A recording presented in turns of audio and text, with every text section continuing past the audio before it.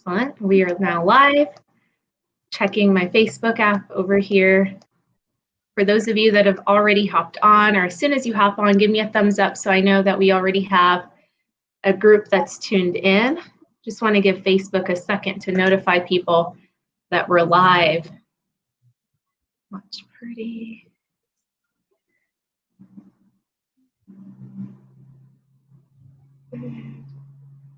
Let's start that watch party. Terrific. It looks like our board chair, Brian Dice, is on here with us. And hello, Dave Carpenter. Hello to Wayne Anderson. Wayne is sharing good morning, Mr. Mayor and Juliet. Thank you, Wayne, for hopping on and getting ready to tune in with us. It looks like we have some folks that are already on with us. And in the interest of time, I know we have some information to share, and then we'll be taking up some Q&A live. For those of you that do hop on to this broadcast and you've never tuned in before, please be sure that you like and follow the page so that you can get alerted whenever we go live in the future. Then also peruse our video section of this page. We're going on about 90 days almost of content for you. So videos that helped business adapt with COVID. Now it's reopening during this present situation and navigating the different phases. And so we have maintained consistently Mondays with our Mayor, Herb Atchison, because I enjoy always having Mayor Atchison with me on here, but then he is able to share kind of from the lens of the city what's going on and a lot of the groups that he's particularly involved with. And if I listed all of those off for you, it would take up the full 30-minute broadcast, so I'll save that time. And instead, I will ask that if you have a comment or a question, we love comments. So a lot of you have already started. Good morning, Dave. I saw your, David Carpenter, I saw your message. Similar to David and Wayne and anyone else, if you have a comment, please give us that in the comment section of this video. If you have a question, whether it's about information that the mayor shares today, information in the city of Westminster, something your business is facing, it does not have to tie directly into the contents that we share. Please type in the question, like a Q, and the question into the comment section. We've been getting a lot of different questions on our broadcast, some that are unrelated, and that's totally fine. What we end up doing is take all of those questions and actually direct them to the experts so we can be able to get you the answer. We come back to you here on Facebook for transparency and post that answer so you know that we're taking care of you and hearing your voice. So with that being said, I am going to go ahead and turn this over to Mayor Atchison to give an update from his end and take it away. All right, thanks, Juliet. Good morning, everyone. A couple of things we want to catch you up on is one, the Westy Rise Business Grant Program. For that is the application period for the second round, as we have been talking about for the last couple of weeks, closed on May the 30th. In the second round, we received 106 applications, bringing the total applications received to 422. We've reviewed the majority of the applications. However, still some applicants are still waiting on required information that was not included in the application. So we're holding those until the staff can get a chance to talk to the applicant and to try to fill in the rest of the information. We've sent letters out to all those who have been approved for the second round. The staff has not sent out the denial letters yet. We're still waiting, as we said, for some of those that were incomplete. Today, approximately $1.2 million has been awarded to 282 Westminster businesses.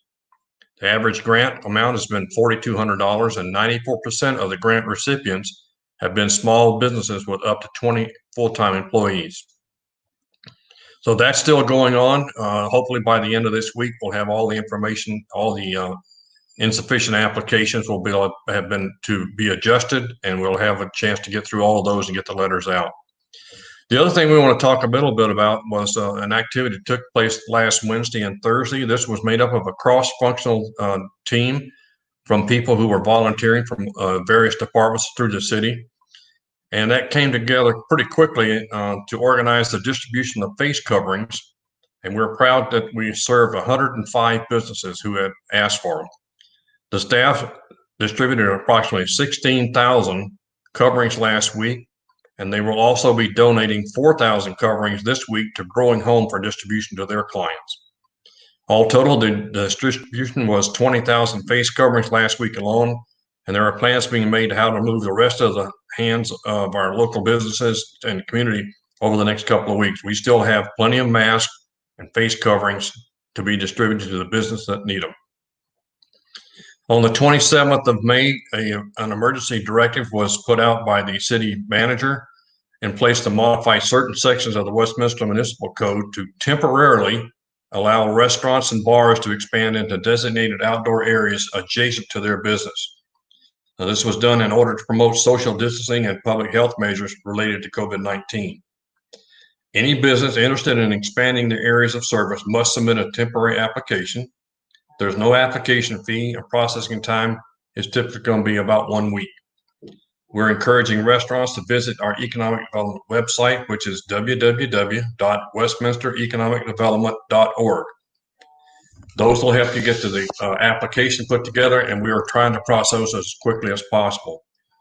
Now, we ended up last week with many other parts of the metro area, seeing restaurants start to turn back to in-house dining versus just carry out and pickup. Reminder that the rule right now, and that rule is subject to change in about 24 minutes. We will see the rule right now is 50% of the allowed occupancy or a max of 50 people.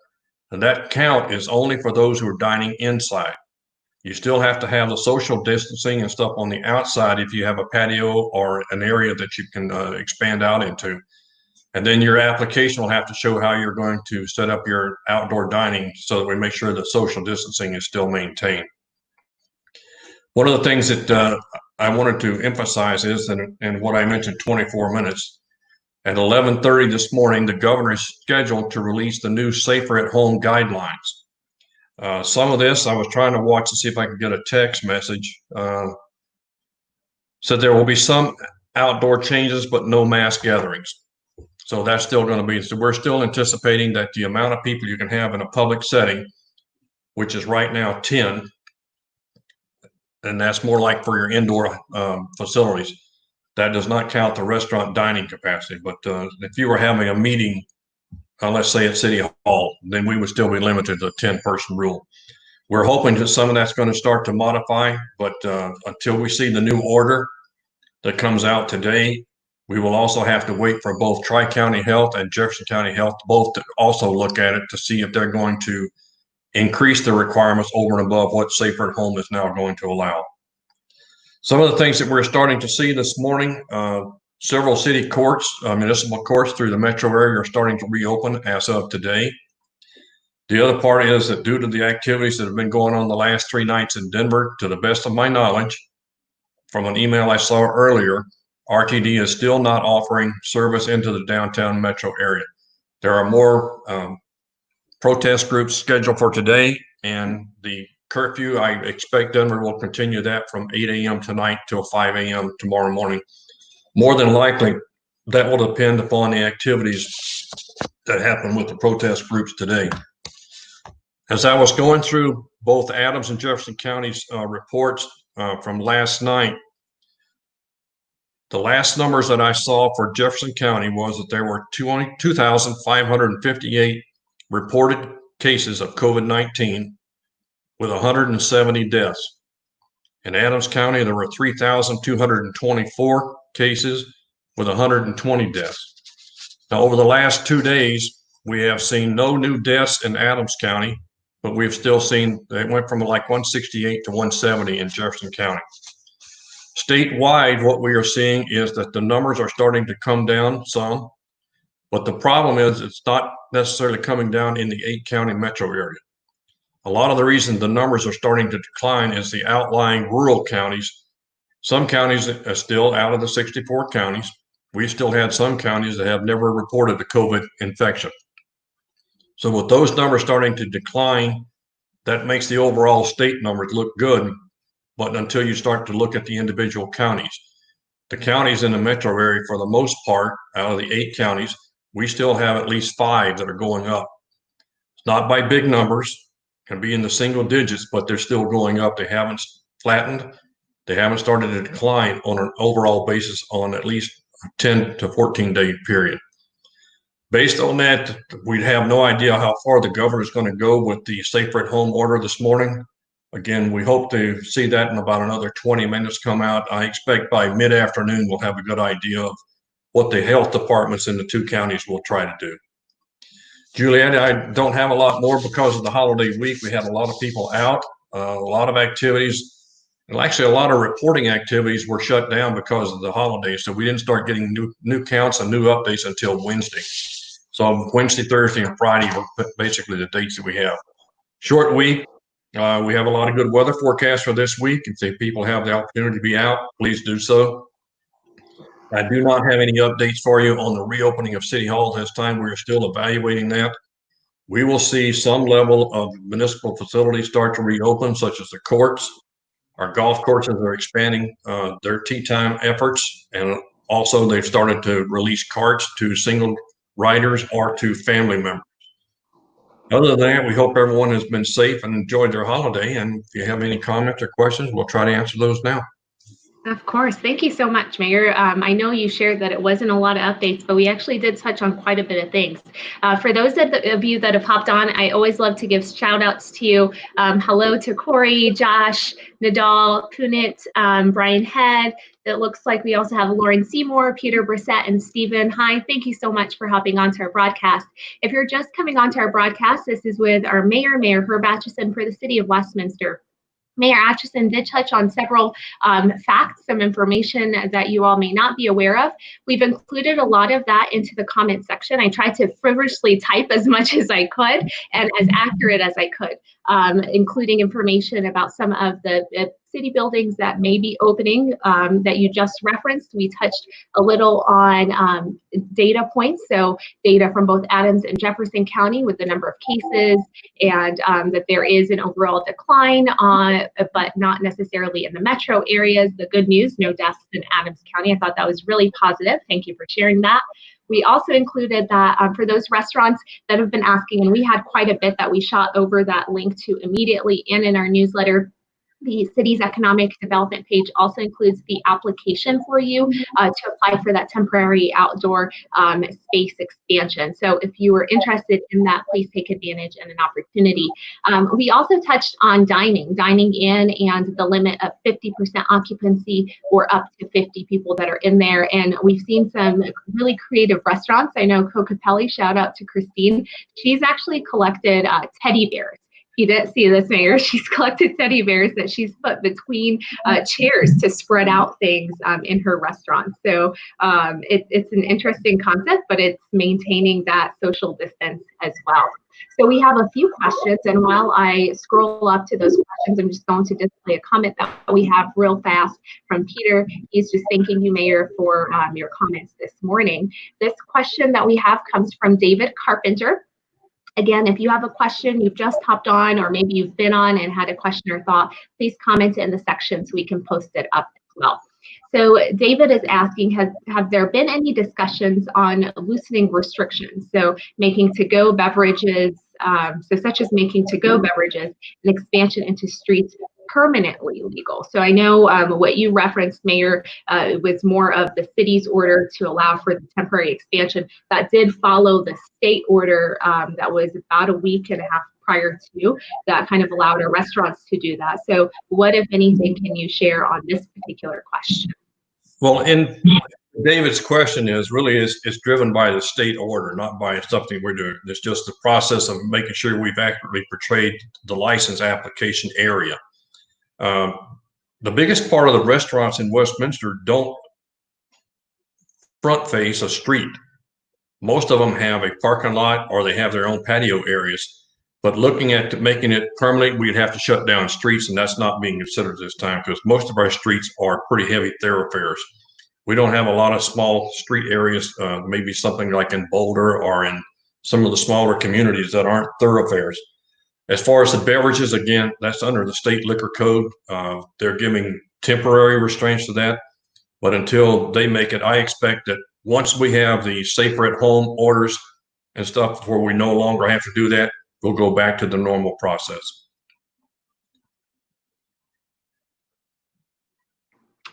And that was a pretty great question. I know you mentioned the Safer at Home. There will be an update on that, hopefully in the next 15 from our state governor. So I am doing my best to make sure that we stay in our 30-minute window today, Mayor Atchison. Hello to Tina and Shannon and Amen. Thank you for hopping on with us this morning. This next question comes to us from Tina Francone. Tina's asking, face coverings, as you're aware, Mayor, is now mandatory in Westminster. How long will that be in place? More than likely, as long as we're under the state of emergency.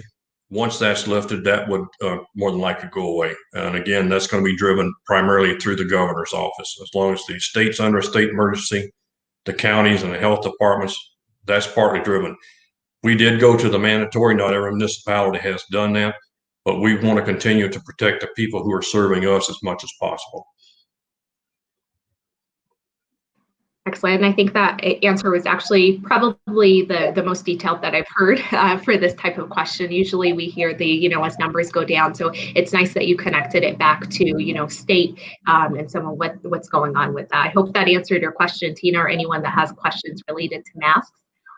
This next question does come to us from our former board chair, Brian Head. And Brian's asking if you, Mayor, have any information on our outdoor neighborhood non-city owned. So swimming pools, will they be allowed to open?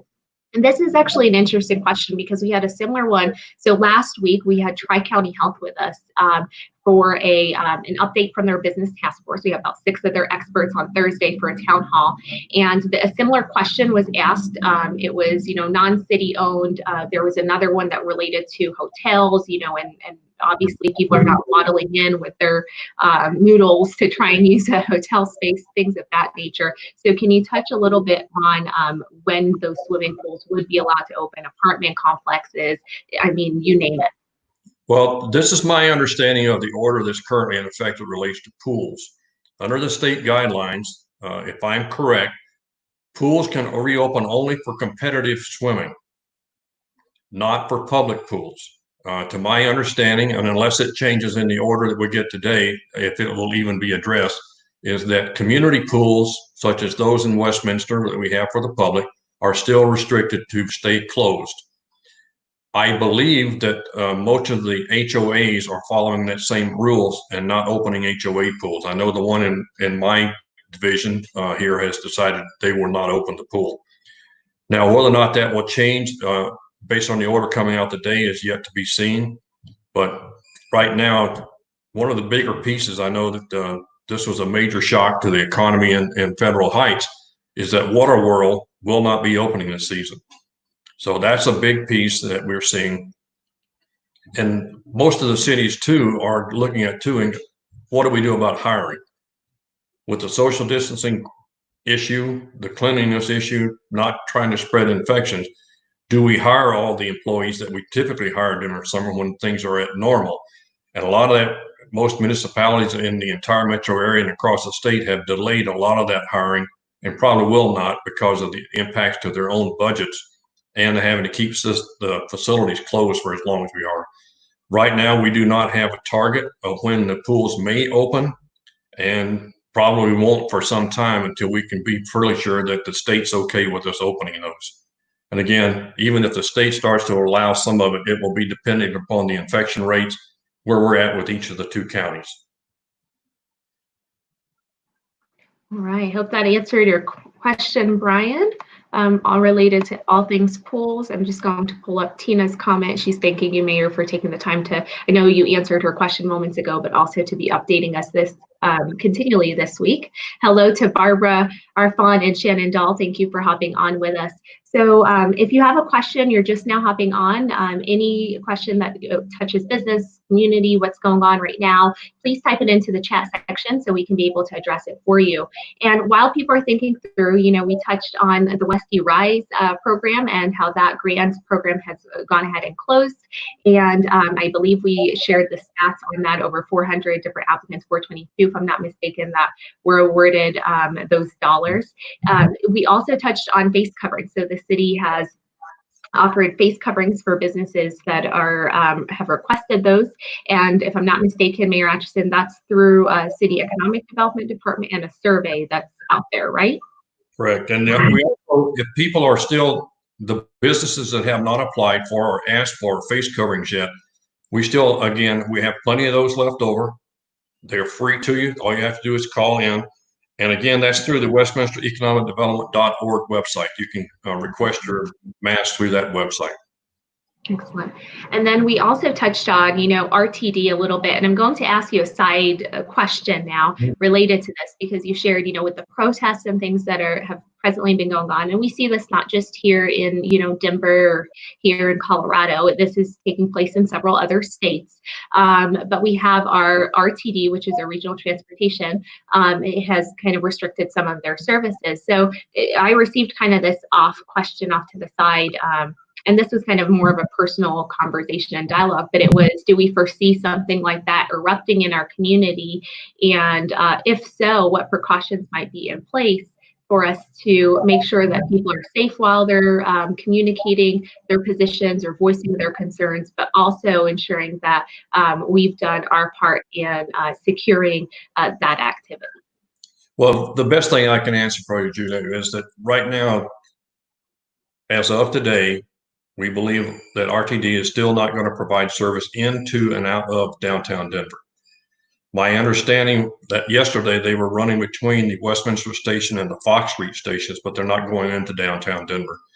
I think a lot of it is going to depend upon what happens this afternoon with the protests that are planned and if there's issues continuing for downtown.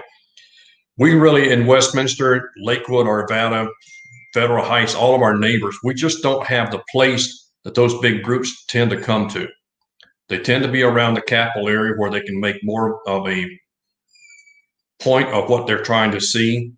They can handle larger gatherings. We are continuing through our PD, and I've talked to the chief and Barb Opie, the deputy city manager, many times over the weekend. We believe all of those protest type activities are headed toward core Denver. They don't seem to be expanding out into the residential areas, even in Denver, and nothing into the suburban areas that surround Denver.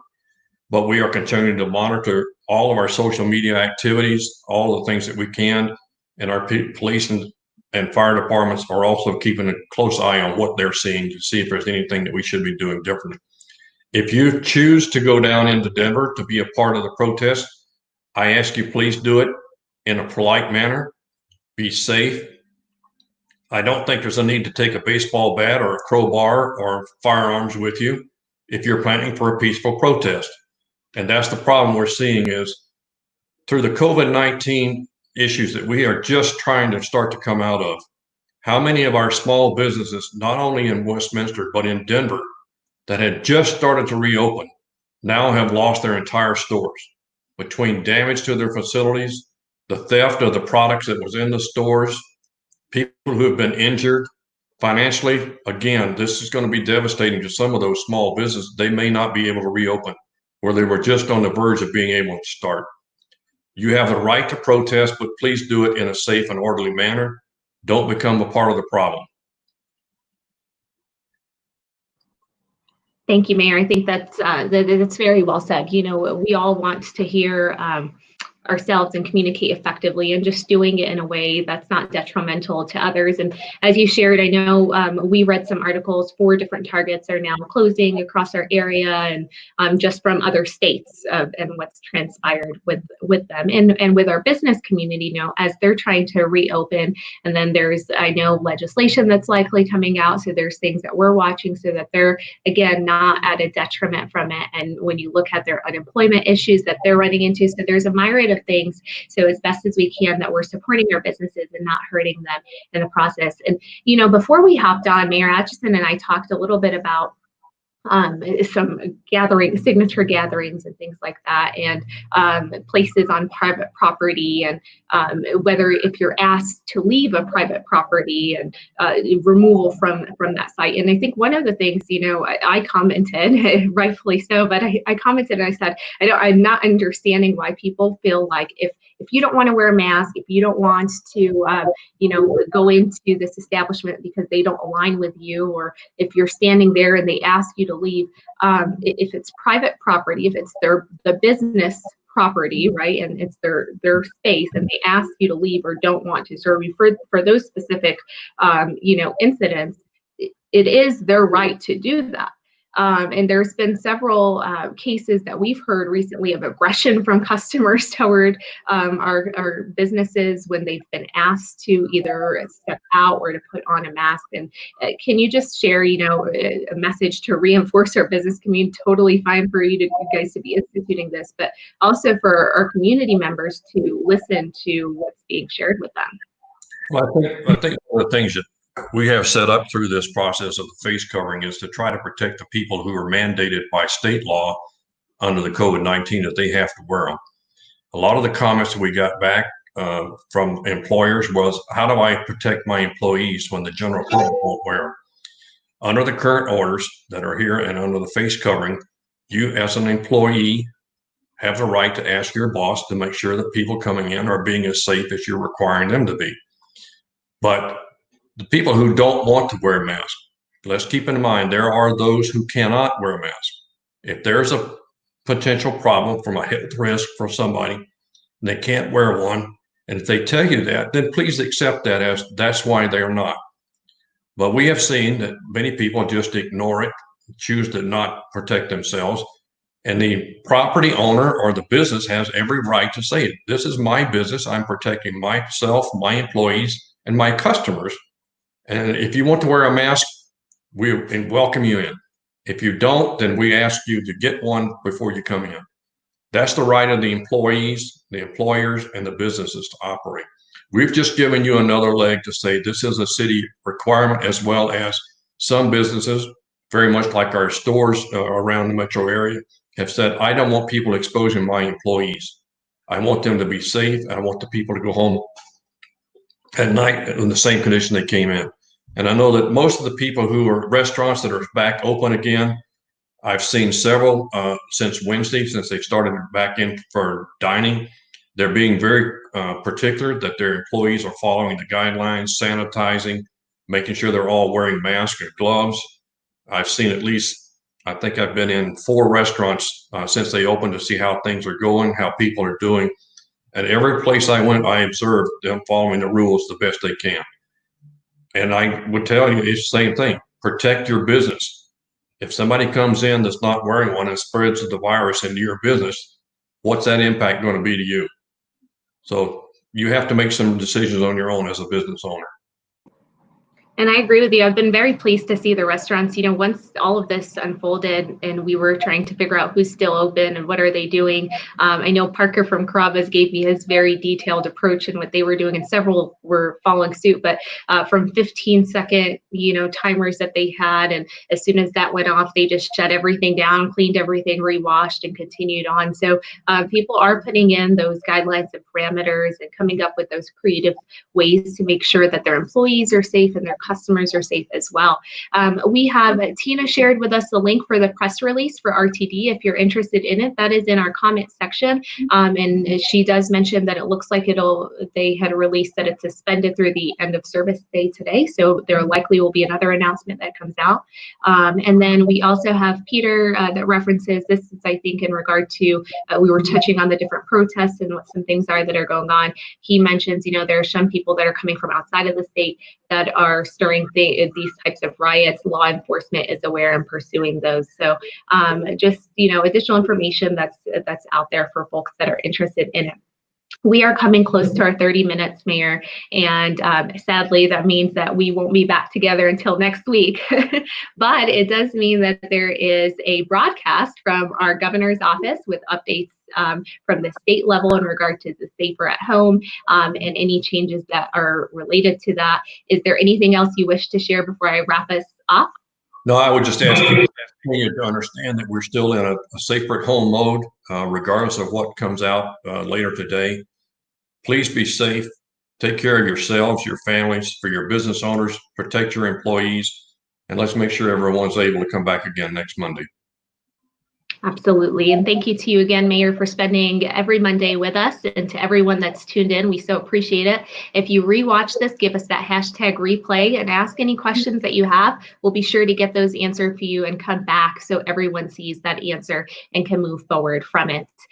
We will be back here tomorrow at 11 a.m. This time we'll have with us the Colorado Restaurant Alliance's Government Affairs Director. So Nick Hoover, I'm sure a lot of you have seen Nick. He pounds the pavement and advocates heavily for our restaurant industry. He will be here with us to share updates from the restaurant industry lens, some things that they have coming up or brewing at the state level, and ways that we can be supportive and reach that industry. Again, we'll be here 11 a.m. tomorrow with Nick from CRA. Thank you so much to Mayor Atchison for spending the morning with us, and to each of you for tuning in. I wish you an amazing start to your week.